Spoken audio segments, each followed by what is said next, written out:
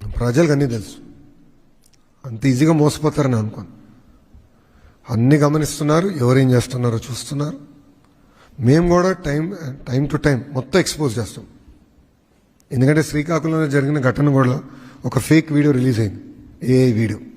ఇట్లా చేస్తున్నారు, వాళ్ళే తయారు చేసి వాళ్ళే అఫీషియల్గా రిలీజ్ చేస్తున్నారు. ఎన్నిటిమైనా విల్ టేక్ యాక్షన్.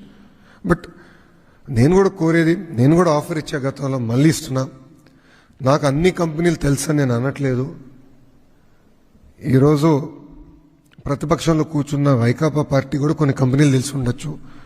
వాళ్ళు కూడా చెప్పమనండి, పలానా వ్యక్తి ఇన్వెస్ట్ చేసేందుకు సిద్ధంగా ఉన్నారంటే క్రెడిట్ వాళ్ళకి ఇస్తా, నో ప్రాబ్లం. కానీ తీసుకొచ్చి ఆంధ్ర రాష్ట్రంలో పెట్టుబడులు పెట్టిస్తా. I have no issue boss.